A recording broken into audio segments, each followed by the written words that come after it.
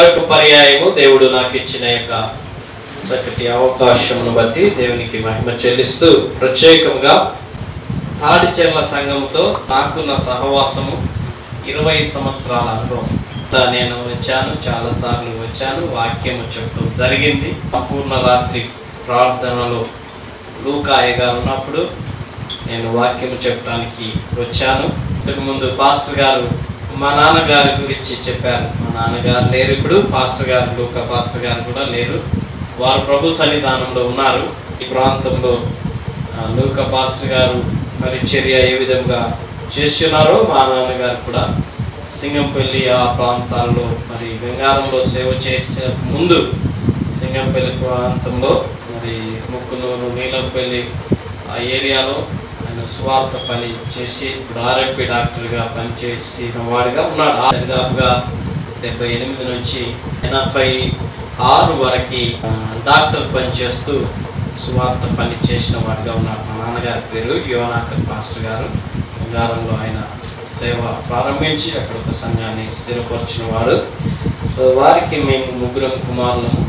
మొదటి కుమారునిగా నేను దేవుడు నన్ను పరిచర్యలో నిలబెట్టుకున్నాడు. ఇది నా చిన్న సాక్ష్యము. నిజంగా నేను ఈ ప్రాంతంలో రావటం నాకు మీ అందరికీ తెలుసు, సంతోష్ వాళ్ళందరూ తెలుసు. వాళ్ళ కుటుంబము ఫస్ట్ అంటే ఈ ప్రాంతంలో వాళ్ళ దగ్గరికి వచ్చినప్పుడు నైట్ స్కూల్స్ జరిగేవి.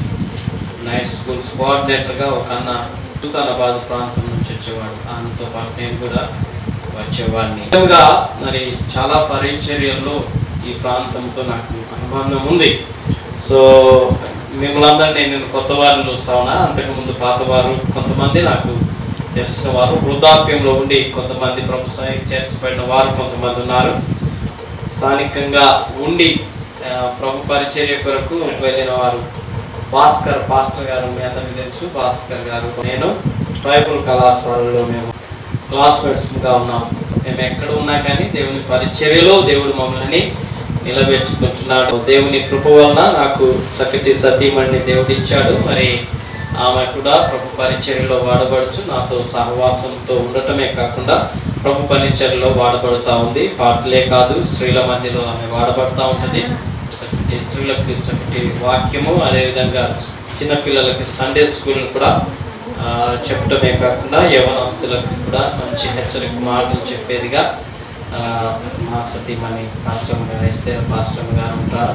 అదేవిధంగా మాకు ఇద్దరు పిల్లలని ఇంతకు ముందు చెప్పింది పాస్టర్ గారు. మా పిల్లల గురించి చెప్పాల్సిన అవసరం లేదు. మంచిది. ఈ మధ్యాహ్న కాల సమయంలో మీతో ఈ విధంగా దేవుని యొక్క సన్నిధిని అనుభవించడానికి దేవుడు ఇచ్చిన భాగ్యంను బట్టి ముందుగా నేను దేవుని స్తుతిస్తూ మరొకసారి మీ అందరికీ కూడా మీ అందరికీ ప్రభు పేరట వందనాలు తెలియజేసుకుంటున్నాను. ప్రత్యేకంగా నన్ను ఆహ్వానించిన కుటుంబానికి, తమ్ముడు ఖానుకి, మరి అదేవిధంగా అమ్మకి నా వందనాలు తెలియజేసుకుంటున్నాను. ఈ సమయంలో మరి దేవుని యొక్క వాక్యం కొరకు మనము సిద్ధపడదాం. తమ్ముడు నాతో చెప్పినప్పుడు అన్న 3 రోజులు ఉపవాస ప్రార్థనలు పెట్టుకుంటున్నాం. ఒకరోజు మీరు మాకు సమయం ఇవ్వాలి అన్నానంటే తప్పకుండా తమ్ముడు వస్తాను అని చెప్పడం జరిగింది. అయితే వాస్తవానికి శనివారం రోజు మీరు వస్తే బాగుంటుందనంటే సరే తమ్ముడు నేను వీలు చేసుకుంటాను అన్నాను. తర్వాత మరి నాకు ఒక ప్రోగ్రాం వచ్చింది. అయ్యో ప్రభువా ఎట్లా అని నేను ప్రార్థన చేసుకుంటా ఉన్నా. శనివారం రోజు ప్రోగ్రాం వస్తే ప్రార్థన చేసుకుంటే తర్వాత మళ్ళీ ఒకరోజు ఫోన్ చేసి అన్న ఫస్ట్ రోజే మీరుంటే బాగుంటుంది, ఫస్ట్ రోజు శుక్రవారం నుంచి 3 రోజులు పెట్టుకుంటున్నాం, ఫస్ట్ రోజు మీరుంటే బాగుంటుంది అన్న, మీరు రండి అని అంటే మరి ఆ 2 ప్రోగ్రామ్స్ సెట్ అవడానికి దేవుడు కృప చూపించాడు. మీతో ఈ మొదటి రోజు ఉండటానికి దేవుడు ఇచ్చిన భాగ్యంను బట్టి దేవునికి మహిమ చెల్లిస్తూ ఇంతకు ముందే తమ్ముడు చక్కటి మాటలు, ప్రార్థన గురించిన హెచ్చరిక మాటలు, దేవునితో మనం ఏ విధంగా ఉండాలి, ఎలాంటి సమయాన్ని దేవుని సన్నిధానంలో ప్రార్థనా జీవితంలో దేవునితో సమయం గడపటం, మరి నిజంగా ప్రార్థన చేసినప్పుడు దేవుడు మన ప్రార్థనని వినేవాడిగా ఉంటున్నాడా లేదా అనంటే ఆ ప్రార్థనకి మరి మనం దేవునితో సమయాన్ని ఎంత సమయం వెచ్చిస్తూ ఉన్న విషయాల్ని మరి తమ్ముడు దైవదాసులు మరి ఖానుకు పాస్టర్ గారు మీతో పంచుకోవటం జరిగింది. మరి దానికి అనుగుణంగానే ప్రార్థనతో పాటు అనుగుణంగానే ఈ ఉపవాసం అనేది కూడా కొనసాగేదిగా ఉంటుంది. ఉపవాసం చేసినప్పుడు ప్రార్థన జీవితము దానికి లింకప్ అయి ఉంటే ఎలాంటి ఆశీర్వాదాలు మనము పొందుకుంటామో ఈ మధ్యాహ్న కాల సమయంలో మనము బైబిల్ లేఖన భాగాల నుంచి కొన్ని విషయాల్ని మనం చూద్దాం. ఒక వాక్యాన్ని మనము యెషయా గ్రంథం 58వ అధ్యాయము 1 నుంచి 6 వచనాల వరకు చదువుకుందాం. దయచేసి ఎవరైనా ఈ మాటల్ని దయచేసి గట్టిగా బిగ్గరగా చదవండి. చాలగా బూర ఊదినట్లు ఎలుగెత్తు బిగ్గరగా కేకలు వేయము. వారు చేసిన తిరుగుబాటును నా జనులకు తెలియజేయము. యాకోబు ఇంటి వారికి వారి పాపములను తెలియజేయము. తమ దేవుని న్యాయ విధిని విడువక నీతిని అనుసరించు వారైనట్టు అనుదినము వారు నా యొద్ద విచారణ చేయించు నా మార్గములను కనపరుచుదురు. తమకు న్యాయమైన తీర్పులు తీర్చవలనని వారు అడుగుదురు. దేవుడు తమకు ప్రత్యక్షకుడు కావాలనని ఇచ్చేయుదురు. మేము ఉపవాసం ఉండగా నీవెందుకు చూడవు? మేము మా ప్రాణములను ఆయాసపరచుకొనగా నీవెందుకు లక్ష్య పెట్టవు అని అందురు. మీ ఉపవాస దినమున మీరు మీ వ్యాపారము చేయుదురు. మీ పని వారి చేత కఠినమైన పని చేయించుదు. మీరు కలహపడుచు వివాదము చేయించు అన్యాయముగా గుర్తులాడుచు ఉపవాసముందురు. మీ కంఠధ్వని పరమున వినబడినట్లుగా మీరు ఇప్పుడు ఉపవాసం ఉండరు. అట్టి ఉపవాసము నాకు అనుకూలమా? మనుషుడు తన ప్రాణమును బాధపరచుకొనవలసిన దినము అట్టిదేనా? ఒకడు జమ్ము వలె తలంచుకొని తల వంచుకొని గోనె పట్ట కట్టుకొని బూడిద పరుచుకొని కూర్చుండుట ఉపవాసమా? అట్టి ఉపవాసము యెహోవాకు ప్రీతికరమని మీరు అనుకొందురా? దుర్మార్గుడు కట్టిన కట్టును విప్పుటయు కాడిమాను మోకులు తీయుటకు బాధింపబడిన వారిని విడిపించుటయు ప్రతి కాడిని విరుగగొట్టుటయు నేను ఏర్పరచుకున్న ఉపవాసము కదా. ప్రార్థన చేసుకుని మనం దేవుని యొక్క వాక్యం కొరకు సిద్ధపడదాం. ప్రార్థన చేసుకుందాం. అందరం తలలోసుదాం, కళ్ళు మూసుకుందాం, ప్రార్థన చేసుకుందాం. చదవబడిన ఈ మాటలు దేవుడు మనతో మాట్లాడులాగున, దేవుని సన్నిధి మనతో ఉండులాగున ప్రార్థన చేసుకుందాం. మహోన్నతుడా, మహాగణుడమైన దేవ, సర్వోన్నతుడా, సర్వశక్తిమంతుడా, సర్వమునకు ఆది సంభూతుడా, నిత్యుడవగు తండ్రి, సమాధానకర్తవైన ప్రభువా, నీకే వందనాలు, స్తోత్రాలు తండ్రి. ఈ మధ్యాహ్న కాల సమయంలో ప్రభువా, ఇదిగో తండ్రి, మరి ఏర్పాటు చేయబడిన ఈ ఉపవాస కూడికలో తండ్రి, నీ దీన దాసునైన తండ్రి, నీవు నన్ను నిలబెట్టుకొని వాడుకోవటానికి నీవు ఏర్పాటు చేసుకున్నావు తండ్రి, వందనాలు ప్రభువా. ఇదిగో తండ్రి, మరి ఈ మాటలు తండ్రి, నీ మాటలు తండ్రి, చదవబడిన లేఖనాలు నీవి ప్రభువా. ఇదిగో తండ్రి, నిలబడబోయిన దాసుడు నీ వాడయ్యుచున్నాడు తండ్రి. నీ సిలువ చాటున మరుగుపరుచుకొని నీ దాసుని నోటు నుంచి నీ అమూల్యమైన మాటలు నడిపించబడటానికి కృపదాయిచేయండి తండ్రి. ప్రభా, ఇదిగో తండ్రి, మరి ప్రత్యేకంగా నీ ఆత్మతో నింపి ప్రభా, నీ మాటలు నీ ప్రియబిడ్డలకు అర్థమవు రీతిగాను తండ్రి, అదే విధముగా ప్రభా మా అందరికీ ఆశీర్వాదకరమైన రీతిగా అవి మలచబడటానికి కృపదాయిచేయమని ప్రార్థిస్తూ, ఈ మాటల ద్వారా తండ్రి మేము పొందుకునే ఆశీర్వాదాలని తండ్రి నీ సన్నిధి నుంచి మేము పొందుకుంటూ వాటి ప్రకారముగా మేము జీవించు కృప మాకు దయచేయలాగున నీ సన్నిధి మాతో ఉంచి నీవే మహిమ పొందుకోమని మహిమా ఘనత ప్రభావాలు నీకు ఆపాదిస్తూ నజరుడైన యేసు నామమున అడుగుచున్నాము తండ్రి, ఆమేన్. మంచిది. ప్రియ దేవుని బిడ్డలముగా ఈ మధ్యాహ్న కాల సమయంలో 3 రోజుల ఉపవాస ప్రార్థనల కొరకు మిమ్ములను మరి దైవ సేవకులు హానోకు పాస్టర్ గారు ప్రకటన చేసిన రీతిగా ఈ మొదటి దిన ఉపవాస ప్రార్థనలో ఉండటానికి దేవుడు నడిపించాడు. చూడండి, చాలా మంది అనుకోవచ్చు, మరి మేము ఉపవాస ప్రార్థన పెట్టుకున్నప్పుడు అందరు రావాలనుకున్నారు కానీ అందరు రాలేరు, కొంతమంది వచ్చారు కదా అని మీకు ఆలోచన ఉండవచ్చు. అయితే దేవుని సన్నిధానంలో జ్ఞాపకం చేసుకోండి, దేవుని యొక్క వాక్యాన్ని మనము అర్థము చేసుకుంటే ఆయన వాక్యం ఏమి సెలవిస్తుందో తెలుసా? పిలువబడిన వారు అనేకులు, ఏర్పాటు చేయబడిన వారు కొంతమంది ఉపవాస ప్రార్థన కొరకు దేవుడు మిమ్మల్ని మాత్రమే ఏర్పాటు చేశాడనే విషయాన్ని మీరు అర్థం చేసుకోవాలి. మొదటి విషయం, దేవుని సన్నిధానంలో ఉపవాసముతో గడపటానికి దేవుడు మిమ్మల్ని ఎందుకు ఏర్పాటు చేసుకున్నాడో ఆ యొక్క స్థితిగతులని మరి మనము ఈ లేఖన భాగాల ద్వారా మనం జ్ఞాపకం చేసుకుందాం. గ్రంథంలో భక్తుడు సెలవిస్తూ యాకోబు ఇంటి వారి కొరకు ఈ మాటలు జ్ఞాపకం చేస్తా ఉంటున్నారు. చూడండి, మొదటి వచనంలో యాకోబు ఇంటి వారికి వారి పాపములను తెలియజేయుము. దేవుని బిడ్డలుగా యాకోబు ఇంటి వారు అనగా మనం గుర్తు చేసుకోవాల్సిన విషయం ఏంటంటే, దేవుడు ఏర్పాటు చేసుకున్న వారి కొరకు వారిని ఉద్దేశించి మాట్లాడుతున్న మాటలు. దేవుడు యాకోబుని ఏర్పాటు చేసుకున్నాడు. దేవుడు అబ్రహాముని ఏ విధంగా ఏర్పాటు చేసుకున్నాడో, ఇస్సాకుని ఏ విధంగా ఏర్పాటు చేసుకున్నాడో, యాకోబును దేవుడు ఏర్పాటు చేసుకున్నాడు. ఏర్పాటు చేసుకున్న దేవుడు వారిని హెచ్చరించుచు ఈ మాటలు రాస్తూ వారిని గురించి చెప్పుచున్న మాటలు ఏం చెప్తా ఉంటున్నాడు అని అంటే, చూడండి, ఈ అధ్యాయంలో ఆయన గుర్తు చేయొచ్చు యాకోబు ఇంటి వారి పాపంలని వారికి ఎత్తి చూపిస్తా ఉంటున్నాడు. ఈరోజు దేవుని బిడ్డలంగా దేవుని సన్నిధానానికి మనము నడిపించబడినప్పుడు దేవుని బిడ్డలమైన మనని దేవుడు ఏం చేస్తూ ఉంటాడంటే, మన పాపములను దేవుడు ఎత్తి చూపించేవాడుగా ఉంటాడు.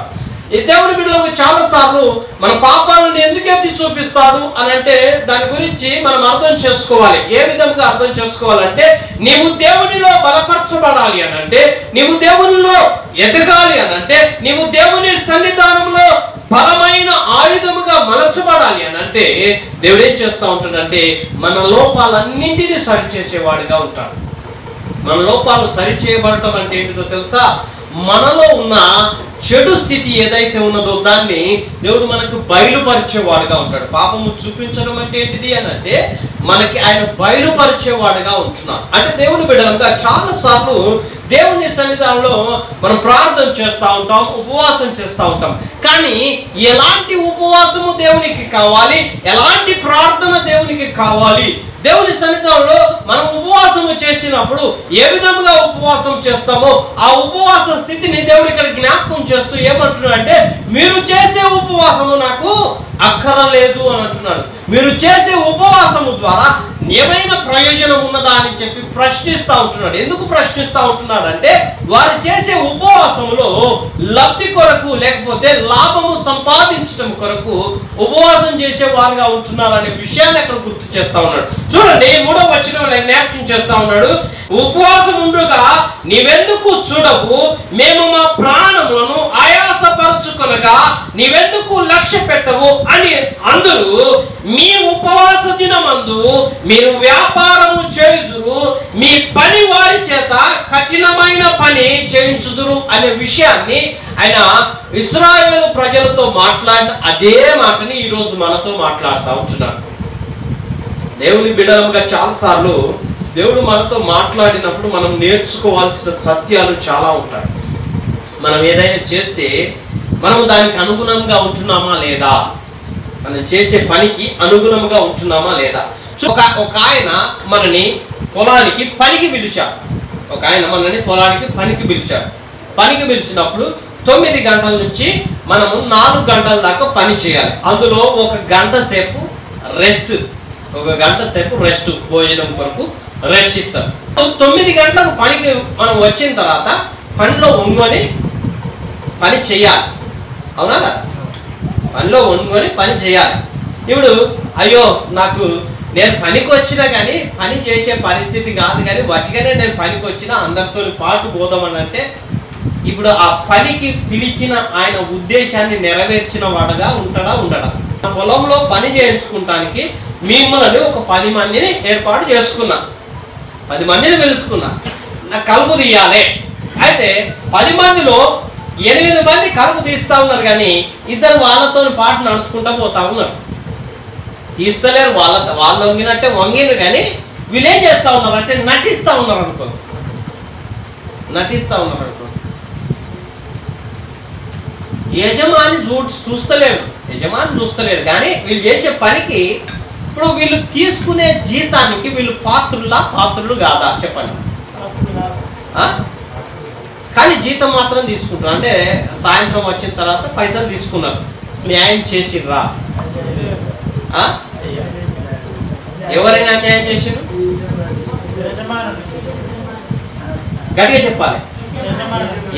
యజమానుని అన్యాయం చేసిండ్రు. అంటే యజమానుని అన్యాయం చేయటం అంటే యజమానికి దొంగతనంగా మీరున్నారు. అర్థమైందా? సో ఇదే పరిస్థితిలో దేవుడు ఏర్పాటు చేసుకున్న బిడ్డలమైన మనల్ని దేవుడు ఎందుకు ఏర్పాటు చేసుకున్నాడు? దానికి అనుగుణంగా మనము జీవించకపోతే మనము దేవుని సన్నిధానంలో దొంగలంగా ఎంచబడతాం. చూడండి, మీరు చేసే ఉపవాసం నాకు ఏ ప్రయోజనం లేదు. ఎందుకంటే మీరు చేసే ఉపవాసం ద్వారా మీ ప్రార్థన దేవుని సన్నిధికి చేర్చబడలేని స్థితిలో మీరు చేసే ఉపవాసం ఉంటుంది. ఎందుకంటే మనం ఉపవాసం చేసినప్పుడు దేవుడు అట్టి ఉపవాసాన్ని పొందుకోవాలి. చూడు, అందుకే మత్తయి సువార్తలో మీరు ఉపవాసము చేసినప్పుడు మీరు ఏ విధంగా ఉండాలి అని చెప్తా ఉంటారు. చూడండి, మత్తయి సువార్త 6వ అధ్యాయము 16వ వచనం చదవండి. ఒకసారి ఆ మాట చదవండి. మీరు ఉపవాసము చేయనప్పుడు వేషధారుల వలె దుఃఖముకులై ఉండకు. చాలు. మీరు ఉపవాసం చేస్తే ఎట్లుండొద్దట? వేషధారులుగా ఉండొద్దు అని చెప్తుంటున్నాడు. ఫస్ట్ ఆఫ్ ఆల్ అంటే దాని ఉద్దేశం ఎందుకు తెలుసా? దేవుని సన్నిధానంలో నటించే జీవితం దేవునికి అవసరం లేదు. ఫ్యాక్ట్ అవసరం దేవునికి. నటనా స్థితి దేవునికి. అందుకే ఇంతకుముందు 10 మందిని పిలుచుకున్నా. 10 మందిలో 2 మంది మంచిగానే ఉన్నారు, కానీ 2 ఎట్లున్నారు? నటిస్తా ఉన్నారు. సో దేవుని సన్నిధానంలో నటించే స్థితి దేవునికి ఇష్టం ఉండదు. మనం ఉపవాసం చేస్తున్నామంటే ఆ ఉపవాసానికి అర్థవంతమైన స్థితి కలిగి ఉండాలి. సో మనం ఏ ఉపవాసం చేసేటప్పుడు ఒక పర్టిక్యులర్గా ఉపవాసం చేస్తున్నామంటే దానికి జవాబును పొందుకునే స్థితిలోనికి మన ఉపవాసము అది తీసుకొని రావాలి. ఒక పర్టిక్యులర్ స్థితిలో ఉపవాసాన్ని దేవునికి చూపించాలి. భక్తులు దేవుని సన్నిధానంలో చాలా మంది ఉపవాస ప్రార్థనలు చేసి ఎన్నో పొందుకున్నారు. సో ఈ ఉపవాసం చేసేటప్పుడు పాస్టర్ గారు మిమ్మల్ని ఉపవాస ప్రార్థన ఎందుకు చేయాలని చెప్పినారు అని అంటే, నాకు తెలిసిన విషయం ఏంటంటే ఇక్కడ చర్చి కట్టుకోవాలనుకుంటున్నాం కానీ కట్టలేని పరిస్థితిలో ఉంటున్నాం. దాని కొరకే ఉపవాస ప్రార్థన చేయాలని చెప్పి పాస్టర్ గారు ప్రకటన చేసిందని నేను అనుకుంటున్నాను. అంతేనా? అదేదా? దాని కొరకే ఉపవాస ప్రార్థన చేస్తానికి వస్తున్నా అని చెప్తాం. ఓకే, మంచిది. ఉపవాస ప్రార్థన చేసినాం, వెళ్ళిపోయినాం, అయిపోయింది. సో నీ కార్యం ఏది? అర్థమంటూ ప్రయాసేది. నువ్వు ఉపవాసం చేస్తున్నావు అంటే ఏంటో తెలుసా? ఏదో శరీరాన్ని చంపుకోవటం కాదు. దాని కొరకు నువ్వు దేవుని సన్నిధానంలో ఏమి చేస్తున్నావు అని దేవుడు అదే అడుగుతున్నాడు ప్రశ్న. ఇశ్రాయేలును అడిగినట్టుగా మనం కూడా అదే అడుగుతా ఉన్నాడు. మాకు ఒక అయ్య గారు ఉపవాసం గురించి ఒక చక్కటి టీచింగ్ చెప్పారు. ఇప్పుడు ఉపవాసం చేసినాం అనుకో, ఇప్పుడు 3 రోజులు ఉపవాసం, మన ఇంట్లో 3 రోజులు ఉపవాసం చేసినాం. సపోజ్ నేను నా ఇంట్లో 3 రోజులు ఉపవాసం చేసాను అనుకో, ఒక రోజుకి నా ఇంట్లో ఒక రోజు ఖర్చు ఎంత అవుతుంది చెప్పాలి, గట్టిగా చెప్పండి. ఇప్పుడు కూరగాయలకు కానీ, అన్నానికి కానీ, టీకి కానీ, స్నాక్స్కి కానీ, బిస్కెట్స్, నేను ఏం చేసినా కానీ ఒక రోజుకి కనీసం ఒక 500 నుంచి ఒక 1000 రూపాయలు ఖర్చు అయింది అనుకో. 3 రోజులకి ఎంత ఖర్చు? రోజుకి 500 ఖర్చు.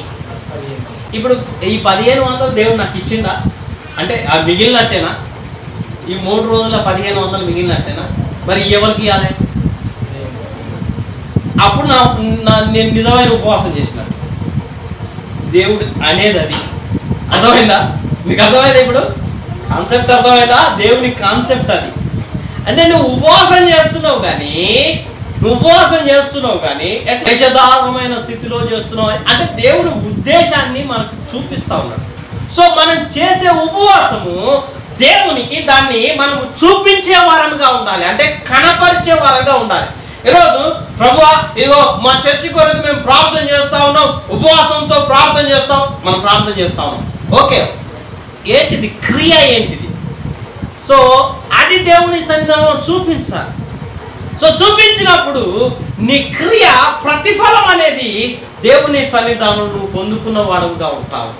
ఫస్ట్ ఆఫ్ ఆల్ నువ్వు చేసే ఉపవాసానికి దానికి పొందుకునే స్థితి కలిగి ఉండటం అంటే ఏంటిదంటే దేవునికి దాన్ని చూపించటము.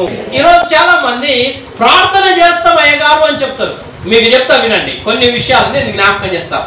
పాస్టర్ గారు, మా ఇంట్లో పరిస్థితి ఈ విధంగా ఉంది, మాకు చాలా కష్టంగా ఉంది. ఇప్పుడు బాగా పెద్ద బాగా ఉన్నా, కొంచెం మంచి స్థితిలో ఉన్నప్పుడు వాళ్ళ దగ్గర పోయి, అయ్యా నా పరిస్థితి ఇప్పుడు ఉందయ్యా, మా అమ్మాయికి ఫీజు కట్టలేని పరిస్థితిలో ఉన్నాం,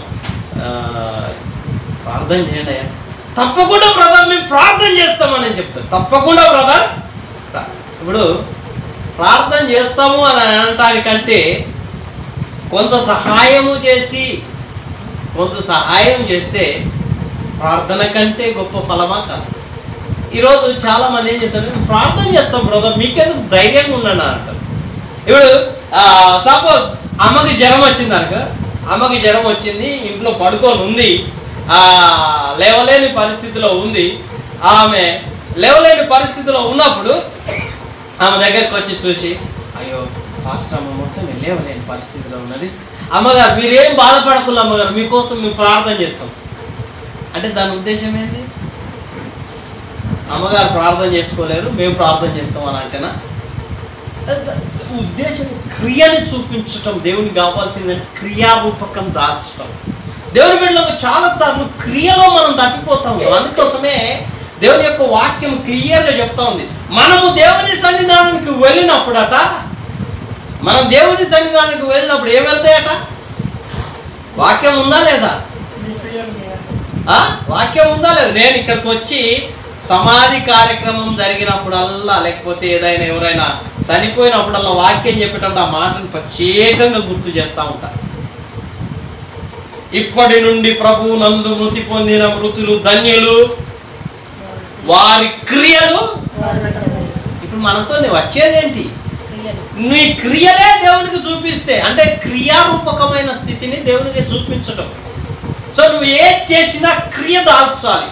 నువ్వు ఉపవాసం చేసినావు అనుకో, ఉపవాసంలో కూడా క్రియ చూపించాలి దేవుని సన్నిధానంలో. క్రియ లేని ఉపవాసం అది వ్యర్థమైనది. మనం క్రియ చూపించడం అంటే ఏంటిదో తెలుసా? నీవు చేసే ఉపవాసానికి ప్రతిఫలమైన స్థితిని దేవుని దగ్గర పొందుకోవటానికి నీవు చేసే ఆ ఉపవాసాన్ని దేవునికి చూపించటం. అంటే దుఃఖముఖంలో ఉండి ఏదో మనం ఇచ్చే అది కాదు ఉపవాసం. ఇప్పుడు చాలా మంది నేను పెద్ద ఉపవాస ప్రార్థనలు ఫ్లెక్సీలు కట్టి చేస్తూ ఉంటారు కదా, అవి దేవునికి నచ్చాయి. ఆ ఫ్లెక్సీలు కట్టి చేసే ఆ ఉపవాసాలు దేవునికి నచ్చాయి. క్రియాత్మకమైన ఉపవాసం దేవునికి నచ్చేది. అందుకే ఏం చెప్తా ఉన్నాడు యెషయా గ్రంథంలో? ఆయన చెప్తా ఉన్నాడు, చూడండి, మీరు చేసే ఉపవాసాలు నాకు ఇష్టమైనవా అని చెప్పుకుంటూ 5వ వచనంలో చెప్తా ఉంటాడు. చూడండి, 5వ వచనం చదువుతాం. చూడండి 5వ వచనం ఆయన ఏమంటున్నాడు చదువుదాం ఒకసారి. ఆ మాట చదువుతాం చూడండి. అట్టి ఉపవాసము నాకు అనుకూలమా? మనుషుడు తన ప్రాణమును బాధకు పరచుకొనవలసిన దినము అట్టిదేనా? ఒకడు జమ్ము వలె తల వంచుకొని గోడె పట్ట కట్టుకొని బూడిద పట్టుకొని కూర్చుంట ఉపవాసమా? అతి ఉపవాసము యెహోవాకు ప్రీతికరమని మీరు అనుకొందురా? దుర్మార్గులు కట్టిన కట్టులను విప్పుటకుయు, కాడి మాను మోకులు తీటకుయు, బాధపడు వారిని విడిపించుటయు, ప్రతి కాడిని విరుగగొట్టుటయు నేనేర్పరచుకొనిన ఉపవాసము కదా. ఉపవాసం అంటే ఏంటిది? ఏదో బూడిద రాసుకొని అలా కూర్చొని ఇలాగా చేయటము అది నాకు ఇష్టమా అని చెప్పుకుంటూ, ఒకవేళ నువ్వు ఉపవాసం చేస్తే ఎట్లుండాలి అని అంటే, దుర్మార్గుల కట్లను తెంపే ఉపవాసం కూడా. దుర్మార్గుల కట్లను తెంపటం అంటే ఏంటో తెలుసా? నువ్వు ఉపవాసం చేస్తావు, నీ పక్క నుంచి ఒక అన్యుడు రక్షణ లేనివాడు వెళ్తా ఉంటే వానికి సువార్తను అందించి దేవుని సన్నిధికి నడిపించే స్థితికి నువ్వు వారిని నడిపించేటట్లుగా నీవు ఉపవాసం ఉండాలి. అంటే నీ క్రియారూపం ఉంది ఆల్సారి. దేవుడు అది నేర్పిస్తా ఉంటాడు. ఎప్పుడు నేర్పిస్తాడు తెలుసా? దేవుని సన్నిధానంలో నిన్ను నీవు దేవునికి కనపరుచుకున్నప్పుడు నేర్పిస్తాడు, లేకపోతే నేర్పించాడు. యాకోబు ఇంటి వారలారా మీ పాపముల విషయమై నన్ను జ్ఞాపకం చేస్తూ ఉన్నాడు. ఇప్పుడు మనని దేవుడు దర్శిస్తూ ఉంటాడు, ప్రతిసారి దర్శిస్తూ ఉంటాడు. దర్శించినప్పుడు మనం ఏం చేస్తూ ఉంటాడంటే సరిచేయడానికి దర్శిస్తూ ఉంటాడు. దేవుని మందిరానికి నువ్వు వట్టిగానే రావు, దేవుని మందిరానికి వట్టిగానే రావు. పిలువబడిన వారు అనేకులు, ఏర్పాటు చేయబడిన వారు కొంతమంది. ఈ కొంతమంది వచ్చిన వారిని దేవుడు ఏం చేస్తాడో తెలుసా, సరి చేస్తూ ఉంటాడు. 10 మంది కూలికి పిలిస్తే నటించేటోళ్ళు ఒక 2 ఉండొచ్చు. దేవుడు ఏం చేస్తాడు తెలుసా, నటించేటోళ్ళని ఆయన విడిచిపెడతాడు. నటించేటోళ్ళ గురించి ఆయన ఇచ్చే జీతం ఇస్తాడు, కానీ నటించేటోళ్ళని విడిచిపెడతాడు. ఆ ప్రతిఫలం అక్కడ దొరుకుతుంది, ఇక్కడ కాదు. నువ్వు నటించినావు అనుకో, ఇక్కడ నటిస్తావు, కానీ అక్కడ పోయిన తర్వాత నటించగలుగుతామా? భూమి మీద ఉన్నంతసేపు అబ్బా నేను ప్రార్థన పోతాను, ఉపవాసం చేస్తాను, వాక్యం చదువుతాను, వాక్యం వింటానని నువ్వు అనుకుంటావు. కానీ దేవుని దగ్గర నటించే స్థితి ఇక్కడ నటించవచ్చు, కానీ అక్కడికి పోయిన తర్వాత అమ్మా ఏం చేసినావు అమ్మా అని అంటారు. అయ్యా ఏం చేసినావు అయ్యా దేవుడు అడిగినప్పుడు అప్పుడు నీ నటనా జీవితం అక్కడ తెలుస్తుంది. ఏం చేస్తాడు తెలుసా, స్కాన్ తీసి ఇగో నువ్వు ఏం చేసినావు అని దేవుడు స్కాన్ తీసి నీ నీ నీ బయోడేటా అంతా అక్కడ పెడతాడు. అక్కడ పెట్టినప్పుడు అప్పుడు తెలిసిపోతుంది. నిన్ను అడగాల్సిన అవసరం లేదు, నువ్వే చూసుకుంటా ఉంటావు. దేవుడు నిన్ను ఎందుకు పిలుచుకున్నాడు, ఎందుకు ఏర్పాటు చేసుకున్నాడు, ఏ స్థితిలో దేవుడు నిన్ను సరిచేయాలనుకున్నాడు, కానీ సరిచేయబడలేని స్థితిలో నువ్వు ఎక్కడ సరిచేయకుండా ఉన్నావో. అందుకే దేవుడు గారు చెప్పుకుంటూ దావీదును దర్శించిన దేవుడు, యెషయాను దర్శించిన దేవుడు ఈరోజు మనం దర్శించట్లేదా? ఆసాపును దర్శించిన దేవుడు ఈరోజు మనం దర్శించట్లేదా? కొరాహు కుమారులను దర్శించిన దేవుడు ఈరోజు మనం దర్శించట్లేదా? దర్శించేవాడుగా ఉంటాడు. దేవుని బిడ్డలుగా ఆనాటి కాలంలో దేవుడు ఏ విధంగా దర్శించాడు, ఈరోజు కూడా అదే విధంగా దర్శిస్తూ ఉంటాడు. కానీ దర్శించబడినప్పుడు మన జీవితం సరిచేయబడేటట్లుగా ఉండాలి. చూడండి, దేవుని బిడ్డలుగా మనము దేవుని సన్నిధానంలో ఆయన మనల్ని సరిచేయడానికి రక్షించేవాడుగా ఉంటాడు. సరిచేయబడకపోతే జీవితము దేవుని సన్నిధానంలో ఇంతకుముందు చెప్పిన కదా, ఏదో నటించేటట్లుగా మనం ఉన్నామనుకో, దేవుడు మనం దర్శిస్తాడా? నటించే జీవితాన్ని చేసుకోవాలంటే తీసివేసుకోవాలి. ఉపవాసానికి పరమార్థం ఏంటో తెలుసా? దేవుని సన్నిధానంలో అది క్రియ దాల్చేటట్లుగా ఉండాలి. ఒక 3 రోజులు మనం ఉపవాసం చేసినప్పుడు ఆ ఉపవాసం క్రియ ఏంటిదో తెలుసా? ఫస్ట్ మనం తీసుకొచ్చి మన ఉపవాసానికి సంబంధించిన భాగం ఏదైతే ఉన్నదో అది దేవుని సన్నిధానంలో అర్పించే స్థితిలోనికి మనం రావాలి. అప్పుడు మనం నిజమైన ఉపవాసాన్ని దేవునికి చూపించిన వారంగా ఉంటాం. మొదటి స్థితి. రెండో స్థితి ఏంటిదో తెలుసా? మనం ఉపవాసం చేసినప్పుడు ఎవరైనా దుర్మార్గులుగా లేకపోతే వంచకులుగా దోహములుగా ఇలాంటి వాళ్ళు కనిపిస్తలేరా? వారి కొరకు నువ్వేం చేయాలో తెలుసా? దేవుని సన్నిధానంలో వారిని జ్ఞాపకం చేసుకునే వారుగా ఉండాలి. అంటే నశించిపోయే వారిని దేవుని సన్నిధానంలో నువ్వు జ్ఞాపకం చేసుకోవాలి. వారి కొరకు నువ్వు ప్రార్థన చేసినావు, నీ కొరకు ప్రార్థన చేసుకుంటావు. ఎప్పుడు చేసిన ప్రార్థన ఎవరి కొరకు ప్రార్థన చేస్తే ఎక్కువ ఎవరి కొరకు ప్రార్థన చేస్తారు చెప్పండి అమ్మ. మీరు ప్రార్థన చేసినప్పుడు ఎవరి కొరకు ప్రార్థన చేస్తారు చెప్పండి?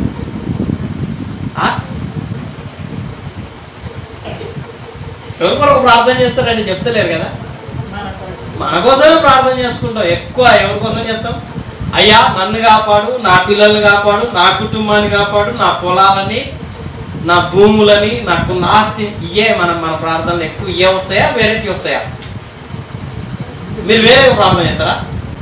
హానూక్ పాస్టర్ గారు భక్త సింగ్ గారి గురించి చెప్పారు కదా. దేవుని కృప వలన భక్త సింగ్ గారి యొక్క పార్థివ దేహాన్ని చూసే కృప దేవుడు నాకు ఇచ్చిండు. ఆయన అంతిమ యాత్రలో పాల్గొనే భాగ్యం కూడా నాకు ఇచ్చిండు. నేను ఆ టైంలో హైదరాబాద్లోనే ఉన్నా.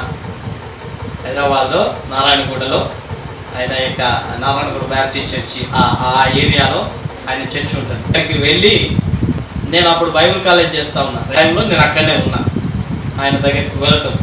సో అంటే భక్త సింగ్ గారి గురించి ఎందుకు చెప్తా ఉన్నా అంటే ఆయన ప్రార్థన ఎంత ప్రార్థన చేసిండో అంతగా దేవుని సన్నిధానంలో సమర్పణ కలిగిన జీవితాన్ని, అంటే క్రియారూపక కలిగిన జీవితాన్ని చూపించిన వాడే ఆయన ఏది దగ్గర పెట్టుకోవాలి.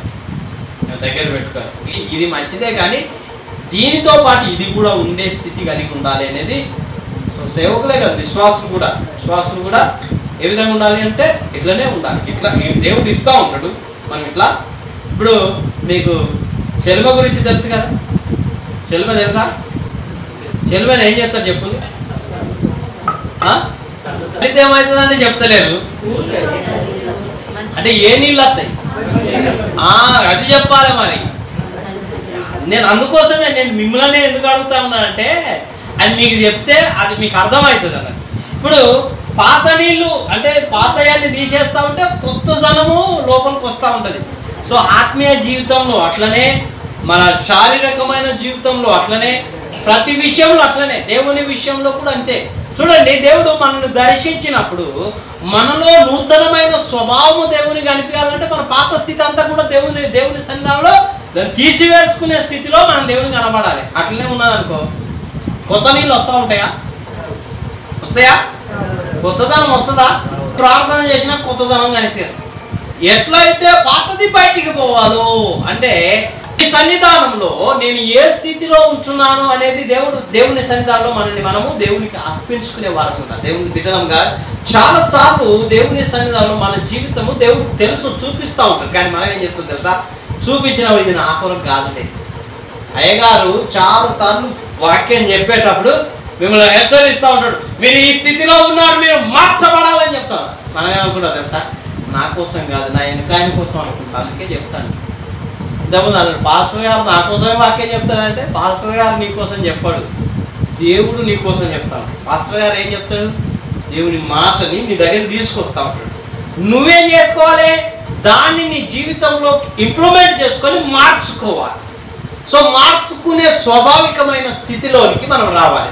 ఇంతకుముందు చెప్పిన మొదటి స్థితి ఏంటిదో తెలుసా? మనం ఉపవాసం చేసేటప్పుడు మొదటి స్థితి క్రియారూపకం దాల్చాలి. అంటే ఆ ఉపవాసాన్ని దేవునికి చూపించే వారంగా ఉండాలి. రెండోది మనుషులకు కూడా ఆ ఉపవాసాన్ని మనం చూపించే స్థితిలో ఉండాలి. అంటే ఎట్లా? నేను ఉపవాసం చేస్తా ఉన్నా, ఇగో బోర్డు పెట్టుకొని తిరుగుడు కాదు. బోర్డు పెట్టుకొని తిరుగుతామా? ఉపవాసం ఇప్పుడు ఉపవాస పండుగలను పెద్ద బోర్డు పెట్టిననుకో, హానోకు పాస్టర్ గారు ఉపవాస పండుగలే చేస్తా ఉన్నారు అని చెప్పి అందరూ అనుకుంటా ఉంటారు. లాభం ఏమైనా ఉన్నదా? ఒక్క అన్యుడి కన్నా వాక్యం దొరుకుతుంది అక్కడికి పోతే. విశ్వాసులు ఉంటారా? అన్యులు ఉంటారా? విశ్వాసులే ఉంటారు. విశ్వాసులు ఆత్మీయంగా బలపరచబడతారేమో, కానీ అన్యుల దగ్గరికి వాక్యం పోయే పరిస్థితి ఉండదా? అది దేవుడు నేర్పించేది ఏంటో తెలుసా? అది నేర్పిస్తూ ఉంటాడు. నువ్వు ఉపవాసం చేసినప్పుడు కూడా ఏం చేస్తావు? అన్యులకు సువార్త అందే స్థితిలోనికి నీ ఉపవాసం నడిపించబడేటట్లుగా ఉండాలి. అంటే దాని ఉద్దేశం ఏంటో తెలుసా? క్రియారూపకం దాల్చాలి. ఇంతవరకు నువ్వు ఉపవాసం చేసినావు, అన్నీ చేసినావు, కానీ ఒక్కరు కూడా సువార్త ప్రకటించలేదనుకో, సో ఆ టైం దేవుడు నీకు ఇస్తాడు. నువ్వు 3 రోజులు ఉపవాసం ఉన్నప్పుడు 3 రోజుల ఉపవాసంలో నీరసపడకుండా దేవుని సన్నిధానం బలంగా ఉంటుంది. చూడండి, మీకు ఒక విషయాన్ని జ్ఞాపకం చేస్తా. దానియేలు కాలంలో నెబుకద్నెజర్ టైంలో జరిగిన పరిస్థితి ఏం తెలుసా? దానియేలు, షద్రకు, మెషకు, అబేద్నెగో ఈ 4 వారు నెబుకద్నెజర్ దగ్గర ఒక గొప్ప స్థానాన్ని పొందుకున్నారు. ఇజ్రాయెల్ దేశం నుంచి వచ్చిన వీళ్ళని ఏం చేయాలంటే, ఏగో వీళ్ళకి కూడా మంచి భోజనం పెట్టి వీళ్ళు జ్ఞానులు కాబట్టి వీళ్ళని సిద్ధం చేయమని చెప్తే వీళ్ళు ఏమన్నారో తెలుసా? అయ్యా, రాజు భోజనం మాకద్దు కానీ కూరగాయల భోజనం మాకు ఇవ్వండి, మేము తింటామని అన్నాం. ఇప్పుడు వాళ్ళ ముఖాలు ఆ రాజు భోజనం తినే వాళ్ళ ముఖాల కంటే వీళ్ళ ముఖాలు తేజస్సుగా కనిపించినాయట రాజు దగ్గరికి తీసుకువెళ్ళేవారు. అంటే ఇప్పుడు వాళ్ళు దేవుని కొరకు నమ్మకంగా ఉన్నారు కాబట్టి వాళ్ళకి ఏం కనిపించింది? ఒక తేజస్సు స్థితిని చూపించింది. ఈరోజు నువ్వు దేవుని దగ్గర ఉపవాసంతో గడిపావనుకో, నీ ముఖంలో ఒక తేజస్సును దేవుడు చూపిస్తూ ఉంటాడు, లోకానికి చూపిస్తాడు. అబ్బా, ఇన్ని రోజుల కంటే నువ్వేమో మంచిగా కనిపిస్తాను, ఏం చేస్తాను అంటే అప్పుడు నీకు అవకాశం దొరుకుతుంది. నేను మా దేవుని సన్నిధానంలో మీ కొరకు ప్రార్థన చేయడానికి అవకాశం దొరుకుతుంది. దొరికినప్పుడు ఏం చేయాలో తెలుసా? జస్ట్ ఇట్లా ఒక్క మాట వాళ్ళకి వేయాలి అంతే. ఇట్లా వేసినావు అనుకో, నువ్వు వేసిన విత్తనము ఒకరోజు ఫలిస్తుంది. ఇవాళ కాకపోయినా ఒకరోజు ఏమవుతుందో తెలుసా? ఫలభరితంగా దేవుని సన్నిధానానికి వస్తుంది. సామెతకారుడు ఒక మాట చెప్తా ఉన్నాడు, నీ ఆహారము నీళ్ళ మీద వెయ్యి, కొన్ని దినాల తర్వాత అది కనిపిస్తుంది అని చెప్తాడు. నువ్వేంటి వాళ్ళ జీవితంలో ఒక మాట వేయి చాలు. దేవుని సన్నిధానంలో ఇవ్వటమే కాకుండా దేవుని సన్నిధానంలో వారి కొరకు ఒక మాటనైనా చెప్పే స్థితిలోనికి దేవుడు నిన్ను నడిపించేటట్లుగా నీ ఉపవాసం కనపడాలి. చూడండి, మూడో స్థితిని జ్ఞాపకం చేస్తాం. యెషయా గ్రంథం 58:7-8 వచనాలు చదువుదాం. చూడండి ఒకసారి. ఆకలి కొనే వారికి పెట్టుము, నీ రక్త సంబంధికి ముఖము తిప్పకుండుట, దిక్కుమాలిన బీదలను నీ ఇంట చేర్చుకుంటూ, వస్త్రహీనుడు నీకు కనబడినప్పుడు వారికి వస్త్రము ఇచ్చుటయు, ఇదియే కదా నాకు ఇష్టమైన ఉపవాసం. ఇదియే కదా నాకు ఇష్టమైన ఉపవాసము. అలాగున నీవు చేసిన ఎడల నీ వెలుగు వేకువ చుక్క వలె ఉదయించును. చూడండి, మొదటి స్థితిలో మనము దేవుని సన్నిధానంలో దేవునికి ఇచ్చే వారంగా ఉండాలి. రెండవ స్థితిలో మన ఉపవాసము ద్వారా దేవుని పనిని నెరవేర్చే వారంగా ఉండాలి. మూడో స్థితిలో దేవునికి సాక్షార్థమైన జీవితాన్ని అనుభవించే వారంగా ఉండాలి. దేవునికి సాక్షార్థంగా ఎట్లా జీవిస్తామో తెలుసా? నీ సాక్ష్యము ఇతరులు చెప్పేటట్లుగా నువ్వు ఉండాలి. నీ సాక్ష్యము ఇతరులు చెప్పేటట్లుగా ఉండాలి. నీ సాక్ష్యం నువ్వు చెప్పుడు కాదు. చాలా మంది ఏం చెప్తారు తెలుసా? మన సాక్ష్యం మనమే చెప్పుకుంటాం.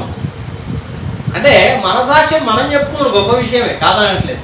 కానీ మన సాక్ష్యం ఎవరు చెప్పాలనో తెలుసా? అదేదో నేను చెప్పుకుంటే నేను డబ్బా కొట్టినోడిని అవుతాను. అవునా కదా? నా డబ్బా నేనే కొట్టుకున్నాను. ఇప్పుడు కొంతమంది ఉంటారు, మేము ప్రార్థన చేస్తే దేవుడు గొప్ప అద్భుతాలు చేసాడు. దేవుడిని పక్కకు పెడతారు. ఇప్పుడు చాలా మంది దేవుని పక్కకు పెట్టేటోళ్ళు తయారైపోయింది. మేము ప్రార్థన చేస్తే అని చెప్తా ఉంటాను, గట్టిగా చెప్తున్నాను. నేను ప్రార్థన చేస్తే దయ్యం అసలు ఉరికొచ్చేది, ఇక్కడికి వచ్చి పడేది. అంత శక్తి ఉన్నది నా దగ్గర అని చెప్తే ఇప్పుడు దేవుని ఉన్నదా నాది ఉన్నదా? పక్కకే ఉంటాడు, నేనే ముందుంటాను. అర్థమైందా? ఏ విషయంలోనైనా నువ్వు మనం దేవుడిని తక్కువ చేసినాము అని అంటే దాని ఉద్దేశం ఏంటంటే మన సాక్ష్యము ద్వారా దేవుడు మహిమపరచబడాలి. అంటే నీ సాక్ష్యము ద్వారా ఇగో పలానోడు దేవుని యొక్క సన్నిధానంలో వచ్చారు అని అంటే దాని ఉద్దేశం ఏంటి? నీ ద్వారా దేవుడు మహిమపరచబడుతున్నాడా లేదా అది నేర్చుకోవాలి. నేను ఉపవాసం చేసిన 3 రోజులు ఉపవాసం చేసిన అయిపోయింది, ఉపవాసం అయిపోయింది కాదు. నీ ఉపవాసం ద్వారా దేవుని సన్నిధానంలో ఎంత గొప్ప సాక్ష్యము దేవునికి నీవు కలిగి ఉన్నావు అనేది అది నేర్చుకోవాలి. నేను చెప్పొద్దు, ఇతరులు పలికేటట్లుగా ఉండాలి. తమ్ముడు ఏర్పాటు చేసి 3 రోజులు ఉపవాస ప్రార్థన అయిపోయిన తర్వాత ఇక్కడ ఒక పని స్టార్ట్ అయిపోయింది. పని స్టార్ట్ అయింది అనుకోండి, ఏమంటారు అప్పుడు? ఏమంటారు తెలుసా? వా, ఎంత గొప్ప కార్యం చేసిండు అయ్యా దేవుడు. దేవుడు అద్భుతమైన కార్యం చేసిండు. ఎవరు చెప్తా ఉన్నారు సాక్ష్యం? ఇతరులు చెప్పేస్తారు. మన జీవితంలో అలాంటిది దేవునికి కాదు. ఈరోజు చాలామంది సొంత డబ్బా కొట్టుకునేటోళ్ళు తయారైపోయారు. సొంత డబ్బా అంటే సెల్ఫ్ సాటిస్ఫాక్షన్ అని అంటారు దాన్ని. సెల్ఫ్ డబ్బా పోయినప్పుడు బయటకు వస్తుందా లేదా? ఒకరోజు వాస్తవమైన రూపం బయటకు వస్తుందా లేదా? అందుకే దేవుడికి ఇవి నచ్చాయి. ఫస్టే చెప్పినా కదా, ఫస్ట్ మనం దేవుని సన్నిధానంలో ఎట్లా ఉండాలన్నట ఇంతకుముందు చెప్పిన కదా. ఫస్ట్ చెప్పిన మాట నేను ఫస్టే చెప్పిన ఎట్లుండాలన్నట. మనం నటించేటోళ్ళ లెక్క ఉండద్దు, జీవించేటోళ్ళ లెక్కనే ఉండాలి. దేవునికి ఏం చేసినా కానీ జీవించాలి. దేవుని బిడ్డలంగా మన సాక్ష్యం విషయంలో కూడా మనము జీవించే స్థితిలో కనపడాలి. చూడండి, రోమీలకు రాసిన పత్రిక 8వ అధ్యాయము 16వ వచనాన్ని చదువుదాం. చదవండి ఒకసారి. మనము దేవుని పిల్లలమని ఆత్మ తానే మన ఆత్మతో కూడా సాక్ష్యమిచ్చుచున్న. ఈరోజు చాలా మంది మన ఆత్మతో పరిశుద్ధాత్మ దేవునికి ఏం పని అని అనుకుంటారేమో. పరిశుద్ధాత్మ దేవునికి నీకు నీ ఆత్మతోనే సంబంధం ఉంటుంది. నాకు దేవునికి దేవుని ఆత్మతోనే సంబంధం ఉంటుంది. పరిశుద్ధాత్మ దేవుడు ఏం చేస్తాడు తెలుసా? నీవు దేవుడు బిడ్డవని ఆయన నీకు సాక్ష్యం చెప్తాడు. ఇదే సాక్ష్యము ఇతరులతో కూడా చెప్పించేటట్లుగా ఉంటాడు. ఏ విధంగా ఉంటాడు తెలుసా? చూడండి, వాక్యాన్ని చదువుదాం. చూడండి, అపోస్తుల కార్యాల గ్రంథం 10వ అధ్యాయం 5వ వచనం చదవండి. ఇప్పుడు నీవు యొప్పేకు మనుషులను పంపి పేతురు అను మారు పేరు గల సీమోనును పిలిపించుము. అతడు సముద్రపు దరినున్న సీమోనును ఒక చర్మకారుని ఇంట దిగి ఉన్నాడని అతనితో చెప్పాను. అతనితో మాట్లాడిన దూత వెళ్ళిన పిమ్మట అతడు తన ఇంటి పనివారిలో ఇద్దరిని తన యొక్క ఎల్లప్పుడూ కనిపెట్టుకుని ఉండు వారిలో భక్తిపరులకు ఒక సైనికుని పిలిచి వారికి ఈ సంగతులన్నీ వివరించి వారిని యొప్పేకు పంపాను. మరునాడు ప్రయాణమైపోయి పట్టణంలోకి సమీపించినప్పుడు పగలు ఇంచుమించు 12 గంటలకు పేతురు ప్రార్థన చేయుటకు మిద్దె మీదకు ఎక్కెను. అతడు మిక్కిలి ఆకలికొని భోజనం చేయగోరను. ఇంటి వారు సిద్ధము చేయుచుండగా అతడు పరవశుడై ఆకాశము తెరవబడుటయు 4 చెంగులు పట్టి నింపబడిన పెద్ద దుప్పెటి వంటి ఒక విధమైన పాత్ర భూమి మీదకి దిగివచ్చుటయు చూచెను. అందులో భూమి యందు సకల విధములైన చతుష్పాద జంతువులను ఆకు పురుగులను ఆకాశ పక్షులను ఉండేది.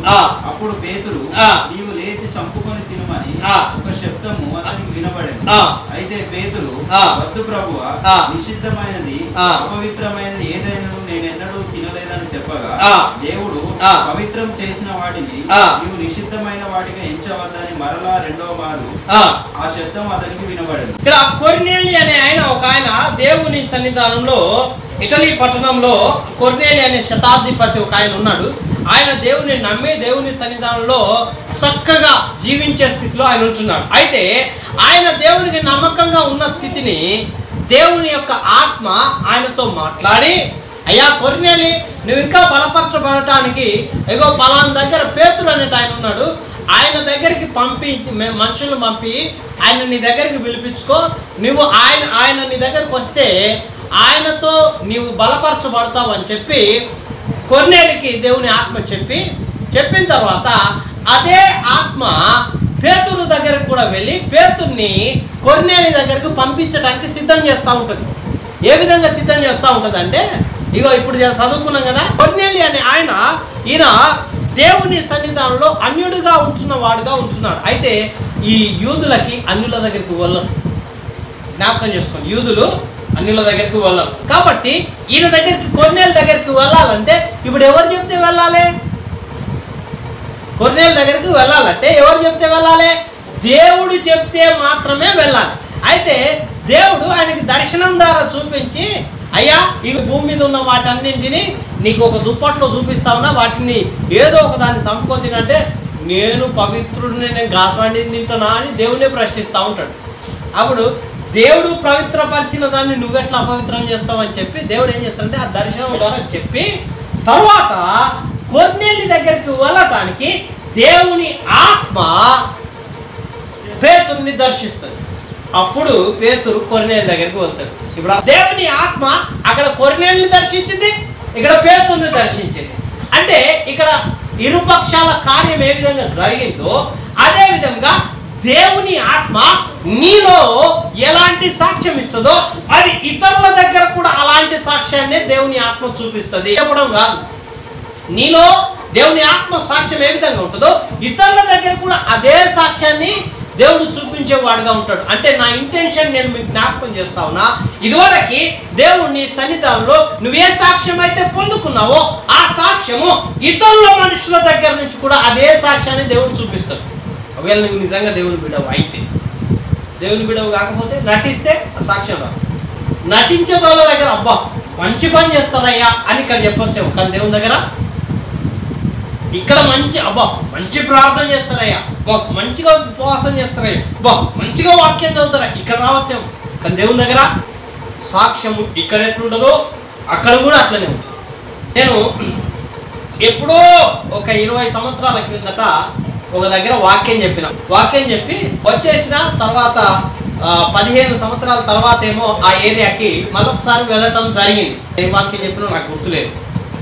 సో తర్వాత నేను వెళ్ళిన తర్వాత అయ్యగారు మీరు చెప్పిన వాక్యంతో మేము బలపరచబడ్డాం, ఆ రోజు మీరు చెప్పిన వాక్యంతో మేము బలపరచబడ్డాం అని చెప్పి మీరు ఈ వాక్యాన్ని చెప్పిన అయ్యగారు అని చెప్పి నాతో మాట్లాడి స్ట్రైక్ అయింది.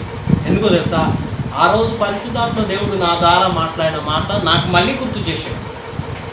దేవుని బిడ్డలుగా చాలాసార్లు మనం మర్చిపోతాం, కానీ దేవుడు అర్థమైందా? సాక్ష్యం అనేది ఆ విధంగా దేవుని యొక్క సన్నిధానంలో చూపించేవాడిగా ఉంటాడు. నువ్వు ఉపవాసం చేసిన స్థితిని మూడో స్థితిలో దేవునికి సాక్షాత్మైన జీవితాన్ని నీ జీవితంలో దేవుడు చూడాలనుకుంటాడు. ఉపవాసం చేయడం మొదటి విషయంలో దేవుని సన్నిధానంలో ఉపవాసం చేసినప్పుడు దేవునికి ఎలాగ అర్పించేవాడుగా ఉంటావో అది దేవునికి నేర్పిస్తాం. రెండో స్థితిలో దేవునికి ఏ విధంగా ఈ లోకానికి ప్రచురించే వాడవుగా ఉంటావో అది దేవునికి నేర్పిస్తా ఉంటాడు. మూడోదిగా దేవుని సన్నిధానంలో ఏ విధమైన సాక్షార్థమైన జీవితం కలిగి ఉంటావో అది నీకు నేర్పిస్తూ ఉంటాడు. ఒకవేళ ఈ మూడు స్థితులు ఈ ఉపవాసం ద్వారా దేవుడు నీకు నేర్పించినట్లయితే నీవు దేవుని చేత ఆశీర్వదించబడతావు. ఎలాగా ఆశీర్వదించబడతావు అనంటే, భక్తుడైన యోనా మరి నినివే పట్టణానికి జరిగే విపత్తుల గురించి చెప్పటానికి వచ్చిన స్థితిని ఇక్కడ మీకు జ్ఞాపకం చేస్తా. చూడండి, యోనా గ్రంథంలో 3వ అధ్యాయం 4-5 వచనాలు చదువుదాం. చూడండి, యోనా ఆ పట్టణంలో ఒక దిన ప్రయాణం అంత దూరము సంచరించుచు ఇక 40 దినములకు నినివే పట్టణము నాశనమగునని ప్రకటించెను. నినివే పట్టణపు వారు దేవుని యందు విశ్వాసముంచి ఉపవాస దినము చాటించి గనులేమి అల్పులేమి అందరూ గోనె పట్ట కట్టుకొని ఆ సంగతి నినివే రాజునకు వినబడినప్పుడు అతడును తన సింహాసనము మీద నుండి దిగి తన రాజవస్త్రములు తీసివేసి గోనె పట్ట కట్టుకొని బూడిదలో కూర్చుండెను. ఎక్కడిదాకా పోయింది వాళ్ళు చేసే ఉపవాసం? వీళ్ళు పట్టణంలో అందరికీ చెప్పుకుంటూ పోయి ఎక్కడిదాకా పోయింది ఆ వార్త? రాజు దగ్గర పోయిన తర్వాత రాజు ఏం చేసిండో తెలుసా? నేను రాజును కాదు అనుకోలే, దిగవచ్చి వస్త్రాలు వేసి బూడిదలో కూర్చుంటానికి గోనె పట్ట కట్టుకున్న రాజు ఏంది, మంత్రి ఏంది, ఎవడైనా చిన్నోడైనా పెద్దోడైనా దేవుని సన్నిధానంలో సమానమే. ఎందుకో తెలుసా? నినివే పట్టణము నాశనం అయ్యే స్థితిని యోనా అక్కడ చెప్పుచున్న పరిస్థితి. ఇంకా కొద్ది కాలంలో ప్రపంచంలో యేసుక్రీస్తు ప్రభుల వారు దిగి వచ్చే స్థితిని మనం చూడగలుగుతాం. యేసయ్య 2వ రాకడలో ఆయన రాబోతున్న స్థితిని మనం చూస్తూ ఉన్నాం. అయితే ఈ 2వ రాకడలో దేవుని సన్నిధానంలో మనము నిలబడాలి అని అంటే చూడండి, మనము చేసే ప్రతిదీ కూడా దేవుని సన్నిధికి అనుకూలంగాను దేవుని మహిమార్థంగా ఉండేటట్లుగా ఉండాలి. సో ఆ స్థితిలో మనం ఏ విధంగా ఉంటున్నాం అనేది జ్ఞాపకం చేయడానికి ఈ మాటలు మరోసారి గుర్తు చేస్తూ ఉంటున్నాం. దేవుని బిడ్డలముగా దేవుని రాకడలో మన గ్రామము పట్టబడాలి అని అంటే, మన గ్రామమే కాదు మన కుటుంబము దేవుని సన్నిధానంలో నిలబడాలి అని అంటే, మన కుటుంబమే కాదు మన ఆత్మీయ స్థితి దేవుని సన్నిధానంలో ఉండాలి అని ఏ విధంగా ఉండాలో ఈ యొక్క వాక్యము ద్వారా మనం నేర్చుకుంటున్నాం. మనము చేసే ఈ 3 రోజుల ఉపవాస ప్రార్థన దినాలలో మొదటి దినంలో నువ్వు నేర్చుకునే సత్యం ఏంటో తెలుసా? నీవు దేవుని సన్నిధానంలో ఏ విధంగా ఉంటున్నావు, దేవునికి ఎలాగ నీ జీవితాన్ని ఇచ్చేవాడంగా, లేకపోతే దేవునికి ఏ విధంగా అర్పించే స్థితిలో నువ్వు ఉండేవాడంగా ఉంటున్నావు, ఉండేదానంగా ఉంటున్నావు, అది దేవుడు నీకు నేర్పించాడు.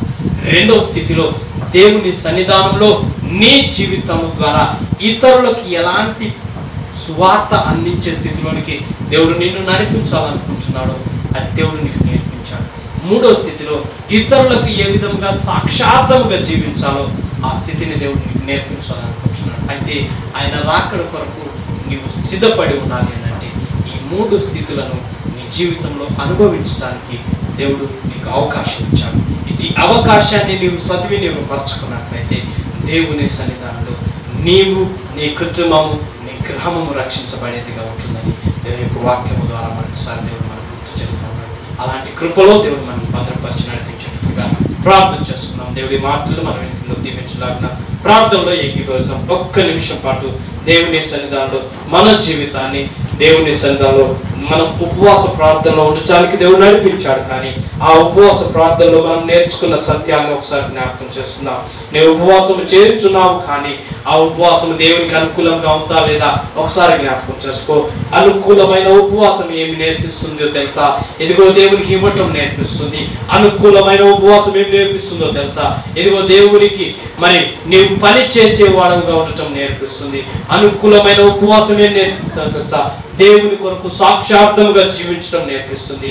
అలాగా నీకు దేవునికి అనుకూలమైన ఆ ఉపవాసాన్ని నీవు చేస్తున్నావా, లేకపోతే నీకు అనుకూలమైన ఉపవాసాన్ని చేస్తున్నావా? ఒకసారి జ్ఞాపకం చేసుకో. ఒకవేళ నీకు అనుకూలమైన ఉపవాసం చేస్తే అది దేవుని సన్నిధానంలో వ్యర్థమైన ఉపవాసంగా ఉంటుంది. నీకు అనుకూలమైన ఉపవాసం చేస్తే అది దేవునికి మరి ఎలాగ కూడా పనిచేసేదిగా ఉండదు. కానీ నీవు దేవునికి అనుకూలమైన ఉపవాసం చేసినట్లయితే దేవుని చేత ఆశీర్వదించబడేవాడుగా, దీవించబడేవాడుగా ఉంటామని జ్ఞాపకం చేస్తూ ఉన్నాడు. ప్రార్థన చేసుకున్నాం. ఒకవేళ అలాంటి స్థితిలో ఒకవేళ దేవుడు నిన్ను నడిపించాలనుకుంటే ఇదిగో ఒక్కసారి నీవు దేవుని సన్నిధానంలో తీర్మానం చేసుకో. ప్రభా ఇదిగో తల్లి, ఇంతవరకు తండ్రి నేనైతే ప్రభా నాకు అనుకూలమైన ఉపవాసమే చేస్తూ నాకు అనుకూలమైన జీవితాన్ని జీవించేవాడినిగా ఉన్నాను. కానీ ఇక నుంచి అయితే నీకు అనుకూలమైన ఉపవాసం చేస్తూ నీకు అనుకూలంగా జీవించే స్థితిలోకి నేను ఉండాలనుకుంటున్నాను ప్రభు అని చెప్పి దేవుని సన్నిధానంలో తీర్మానం చేసుకున్నట్లయితే దేవుని చేత ఆశీర్వదించబడతావు. దేవుని బిడ్డ, ఇదిగో తండ్రి, దేవుడు నీకు ఇచ్చిన ఈ అవకాశాన్ని దేవుని సన్నిధానంలో సద్వినియోగం చేసుకుంటూ ప్రభువా ఒకసారి నన్ను జ్ఞాపకం చేసుకో. నీవు చేసిన ఇదిగో ప్రభా, నీవు నాతో మాట్లాడిన ఈ మాటల ద్వారా ప్రభా ఇదిగో తండ్రి నేను హెచ్చరించబడి ఉన్నానని దేవుని సన్నిధానంలో నీవు తీర్మానం చేసుకుంటే ఈ మాటలు నీ జీవితంలో అవి ఆశీర్వాదకరమే కాకుండా అవి దేవునికి నీవు అనుకూలపరిచే స్థితిలోనికి మంచి ఉంటాం. స్తోత్రం ప్రభువా.